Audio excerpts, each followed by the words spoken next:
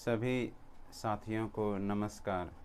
मेरा नाम रंजन कुमार भगत है और मैं सहायक शिक्षक उत्क्रमित उच्च विद्यालय भांजपुर महगामा जिला गोड्डा में अभी मैं कार्यरत हूँ। मेरी नियुक्ति 2019 में हुई है हाई स्कूल शिक्षक के रूप में। आज से मैं सभी साथियों को हिंदी साहित्य के बारे में पढ़ाने जा रहा हूँ। तो हिंदी साहित्य, जैसे नाम से ही स्पष्ट होता है कि हिंदी जो भाषा है, इसमें जो साहित्य की रचना की गई है उसके बारे में मैं आप सबों को बताऊंगा। हिंदी साहित्य का उद्भव कब हुआ, कैसे हुआ, हिंदी में रचनाएं कब से लिखी जाने लगी, हिंदी की प्रथम रचना कौन सी है, आदि आदि जो भी चीज़ें हैं। तो मेरी जो क्लास होगी वो विशेष रूप से जो प्रतियोगी परीक्षाएं होती है उसमें जो हिंदी विषय होता है, आप उसको जो स्पेशली आप बोल सकते हैं कि जो हाई स्कूल शिक्षक नियुक्ति या +2 शिक्षक नियुक्ति की परीक्षाएं जो होती है, चाहे किसी भी राज्य की वह परीक्षाएं हो, उसमें मेरी कक्षाएं उम्मीद है कि आप लोगों के लिए लाभदायक साबित होंगी। और मैं उम्मीद करता हूं कि मेरी जो कक्षाएं हैं आप लोगों को पसंद आएंगी। बाकी तो दर्शक आप सभी जो हैं वो निर्णय कर पाएंगे कि मैं कैसी कक्षाएं लेता हूं। चलिए, तब मैं जो हिंदी साहित्य के इतिहास, जो लिखने की अलग अलग पद्धतियां जो होती हैं ना, उनके बारे में मैं आप सभी को बताऊंगा। जैसे होता है कि हिंदी साहित्य के इतिहास लेखन की पद्धतियां, तो मेनली जो चार जो मुख्यतः हो जो चार पद्धतियां हैं ना इतिहास लेखन की, हिंदी साहित्य के इतिहास लेखन की, वो चार पद्धतियां प्रचलित है। इसमें पहली जो पद्धति है वह है वर्णानुक्रम पद्धति। वर्णानुक्रम पद्धति में क्या होता है ना कि जो रचनाकार हैं, रचनाकार के जो नाम होते हैं ना वर्णों के अनुसार, तो वर्णों के अनुसार वर्णमाला में जो जैसे अ आ हर्षई दीर्घई या क ख ग घ, तो वर्ण के अनुसार इसमें रचनाकार या कवि या लेखक का वर्णन होता है। ठीक है। और हिंदी साहित्य में जो वर्णानुक्रम पद्धति के आधार पर जो इतिहास लिखे हैं उनमें पहला नाम आता है गारसा दत्तासी और दूसरे रचनाकार का नाम आता है शिव सिंह सेंगर। तो इनकी जो पुस्तक है इसका नाम है इस्तवार दल्ला लित्रित्योर एंदोई हिंदुस्तानी, और इनकी जो रचना है शिव सिंह सेंगर की, उनका नाम है शिव सिंह सरोज। तो दोनों रचनाकारों ने जो इतिहास लेखन की जो पद्धतियां अपनाई थी वो वर्णानुक्रम पद्धति को इन्होंने मुख्यतः अपनाया था। अब दूसरी पद्धति है कालानुक्रमी पद्धति। कालानुक्रमी पद्धति में क्या होता है कि कालक्रम के अनुसार, जैसे होता है कि किसी जो रचनाकार हैं या लेखक हैं या कवि हैं, उनका जो कालक्रम होता है, जो जन्म का जो क्रम होता है ना, उसके आधार पे इसमें कवियों एवं लेखकों का वर्णन किया जाता है। इससे कोई मायने नहीं रखता है कि वो रीति काल के हैं या भक्ति काल के या आदि काल के, बस जो जन्म के अनुसार जो क्रम आया उनके अनुसार कालानुक्रमी पद्धति में रचनाकारों का वर्णन किया जाता है। इस कालानुक्रमी पद्धति के जो रचना के आधार पे जिन्होंने अपने इतिहास लेखन को लिखा, उनमें मुख्यतः दो इतिहासकार आते हैं। पहले हैं जॉर्ज ग्रियर्सन और दूसरे हैं मिस्र बंधु। जॉर्ज ग्रियर्सन और मिस्र बंधु, ठीक है। अब आते हैं कि वैज्ञानिक पद्धति। तो वैज्ञानिक पद्धति में क्या होता है कि किसी भी तथ्य का, किसी भी जो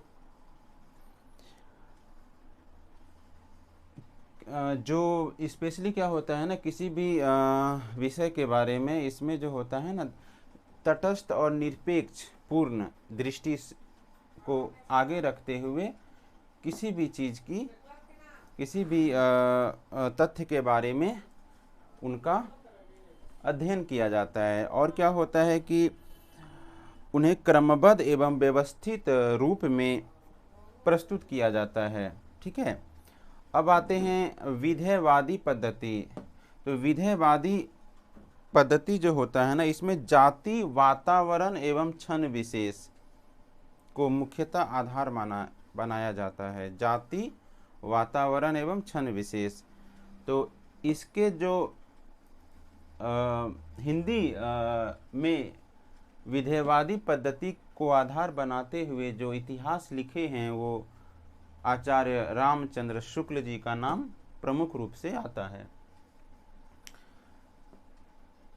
तो जैसे मैंने लिखा भी है कि आचार्य शुक्ल जी का कथन था कि प्रत्येक देश का साहित्य वहाँ की जनता की चित्तवृत्ति का संचित प्रतिबिंब होता है। आदि से अंत तक इन्हीं चित्तवृत्तियों की परंपरा को परखते हुए साहित्य परंपरा के साथ उनका सामंजस्य बिठाना ही साहित्य का इतिहास कहलाता है। इसका तात्पर्य यह है कि शुक्ल जी यह कहना चाहते हैं कि जो प्रत्येक देश का साहित्य जो होता है ना, वहाँ की जनता की चित्तवृत्ति मतलब होता है स्वभाव का संचित प्रतिबिंब होता है। इसका मतलब यह है कि जो प्रत्येक देश का जो साहित्य होता है, चाहे किसी भी देश में जो साहित्य लिखी जाती है, वह वहाँ की जनता की चित्तवृत्ति, यानी वहाँ की जनता क्या सोच रही है, क्या समझ रही है, उनका व्यवहार, उनका स्वभाव, उसका वो दर्पण होता है, संचित प्रतिबिंब होता है साहित्य, ठीक है। ये आचार्य शुक्ल जी का कथन है। आदि से अंत तक, यानी प्रारंभ से लेकर समाप्ति तक इन्हीं चित्तवृत्तियों की परंपरा को, यानी इसी स्वभावगत परंपरा को परखते हुए साहित्य परंपरा के साथ, यानी साहित्य की जो परंपरा है उसके साथ उनका सामंजस्य बिठाना ही साहित्य का इतिहास कहलाता है, ठीक है। तो साहित्य का इतिहास की जो परिभाषा है वो आचार्य शुक्ल इस प्रकार देते हैं। अब इतनी जो साहित्य, यानी हिंदी साहित्य के इतिहास लेखन की जो पद्धतियाँ जो थी, मैंने आप सबों को बताया। अब स्पेशली मैं अभी जो काल विभाजन एवं नामकरण करूँगा, तो काल विभाजन अलग अलग विद्वान अलग अलग प्रकार से हिंदी साहित्य का काल विभाजन और नामकरण करते हैं। तो मैं अभी आपको आचार्य शुक्ल के काल विभाजन और नामकरण के बारे में मैं आपको बताऊंगा, ठीक है।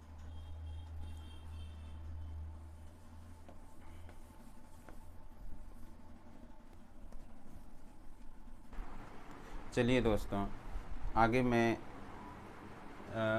काल विभाजन और नामकरण के बारे में चर्चा करूंगा। काल विभाजन के आधार। तो जो काल विभाजन का जो आधार होता है, वो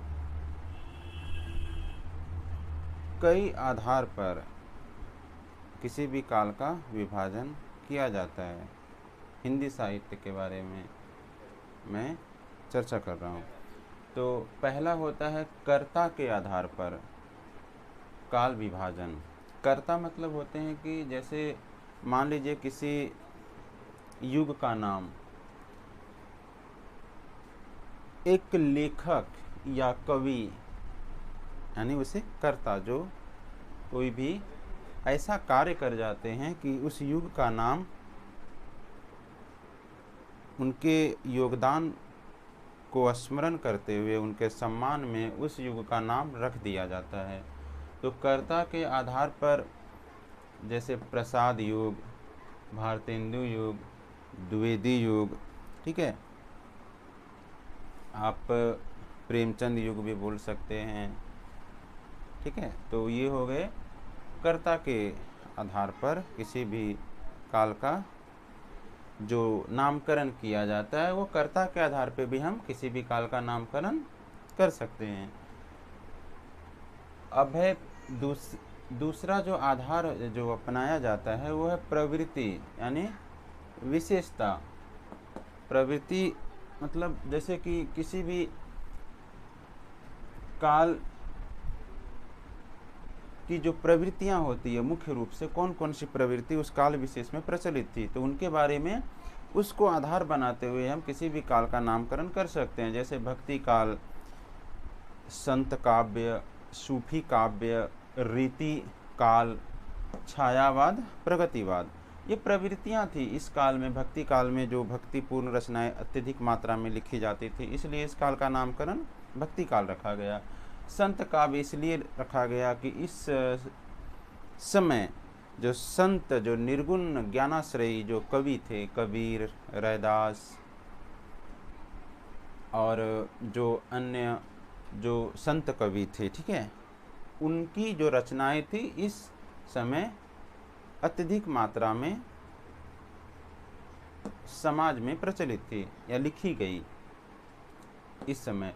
सूफी काव्य होता है कि सूफी काव्य मतलब एक जो सूफी संत होते हैं उनके द्वारा जो इस समय अत्यधिक मात्रा में रचनाएं लिखी गई सूफी काव्य से संबंधित, मलिक मोहम्मद जायसी और भी बहुत सारे जो रचनाकार हैं, मंझन, कुतुबन, ठीक है, तो सूफी काव्य। अब आगे है रीति काल। तो रीति काल में स्पेशल जो विशेष रूप से क्या हुआ ना, रीति से संबंधित रीति हुए श्रृंगार हुए, तो रीति से संबंधित जो रचनाएं थी वो अत्यधिक मात्रा में लिखी गई। तो इसलिए इस प्रवृत्ति को आधार बनाते हुए इस काल का नामकरण रीति काल रखा गया। छायावाद, आधुनिक काल में आप आते हैं तो छायावाद भारतेंदु युग, फिर द्विवेदी युग, फिर छायावाद, ठीक है, फिर प्रगतिवाद। तो छायावाद मतलब इसके जो मुख्य रूप से छायावाद के छायावाद के अंतर्गत चार जो रचनाकार माने जाते हैं, जयशंकर प्रसाद, सूर्यकांत त्रिपाठी निराला, सुमित्रानंदन पंत, महादेवी वर्मा। तो छायावाद के अंतर्गत इन्हीं चार रचनाकारों को मुख्य रूप से शामिल किया जाता है। प्रगतिवाद भी एक प्रवृत्ति थी, यानी कि इस समय जो रचनाएं लिखी गई वो आप उनको साम्यवाद से प्रभावित रचनाएं बोल सकते हैं। जैसे कि जो राजनीति में साम्यवाद होता है, साहित्य में जैसे साम्यवादी जो नेताओं की जो विचारधारा होती थी कि समाज में एकता होनी चाहिए, भाईचारा होना चाहिए, कोई पूंजीवाद नहीं होना चाहिए, सभी अमीर, कोई गरीब नहीं, सारे कोई अमीरी कोई गरीबी नहीं, सारे लोगों के बीच जो संपत्ति का बंटवारा है समान रूप से होना चाहिए। यानी किसी भी देश के जो साम्यवादी जो विचारधारा के लोग हैं उनका मानना है कि साम्यवाद यानी समानता होनी चाहिए, लोगों के बीच समान, कोई छोटा कोई बड़ा नहीं, कोई ऊंचा कोई नीचा नहीं, ठीक है। तो साम्यवाद जो राजनीति में जो साम्यवादी जो नेताओं की विचारधारा थी, साहित्य में उसी को प्रगतिवाद कहा जाता है। यानी प्रगतिवाद लेखक जो भी हैं, यशपाल हो गए, मुक्तिबोध हो गए, इन जो ये जो लेखक थे, जो कवि थे ना, इनका भी जो यही विचार था कि लोगों के बीच एक समानता होनी चाहिए, कोई छोटा कोई बड़ा नहीं, कोई ऊंचा कोई नीचा नहीं। तो तो प्रवृत्ति के आधार पे जो काल का जो विभाजन होता है उसके आधार पे मैंने आप सभी को बताया। अब आते हैं विकासवादिता के आधार पर। अनेक विकास, जैसे आदिकाल, मध्यकाल, आधुनिक काल, विकास क्रम, आदिकाल, मध्यकाल, ठीक है, और आधुनिक काल। तो मतलब क्रम के अनुसार जो विकास ना, विकासवादिता के आधार पे काल विभाजन इस प्रकार किया जाता है, ठीक है। अब आते हैं सामाजिक तथा सांस्कृतिक घटनाओं के आधार पर जो काल विभाजन किया जाए, जो काल विभाजन करने का जो आधार रखा जाता है, वो इसको भी कभी बहुत सारे लेखक इसको भी आधार बनाते हैं, सामाजिक तथा सांस्कृतिक घटनाओं के आधार पर। यानी जो सामाजिक तथा सांस्कृतिक घटनाएं, जो ऐसी जो घटनाएं घट गई, जो सामाजिक एवं तथा सांस्कृतिक घटनाएं जो उस समय किसी भी देश में जो परिवर्तन का वाहक बनती है, उसको भी आधार बनाकर लेखक काल विभाजन करते हैं। जैसे राष्ट्रीय धारा, स्वातंत्र्योत्तर काल, स्वच्छंदतावाद काल। तो हम सामाजिक तथा सांस्कृतिक घटनाओं के आधार पे जो हिंदी साहित्य का जो विभाजन है, काल विभाजन, वो इस नाम से किया जाता है। तो अब मैं आपको अगले क्लास में जो हिंदी साहित्य के जो विद्वान हैं, जो इतिहास लेखक हैं, उनका क्या क्या मंतव्य था, किस विद्वान ने हिंदी साहित्य को किस किस नामों से विभाजित किया, उनका समय क्या रखा, किस किस विद्वान ने आदिकाल का नामकरण क्या रखा, भक्ति काल का नामकरण क्या रखा, और रीति काल का नामकरण क्या रखा, आधुनिक काल का नामकरण क्या रखा, इस बारे में मैं अगले अध्याय में पढ़ाऊँगा। सभी दोस्तों को प्रणाम, नमस्ते।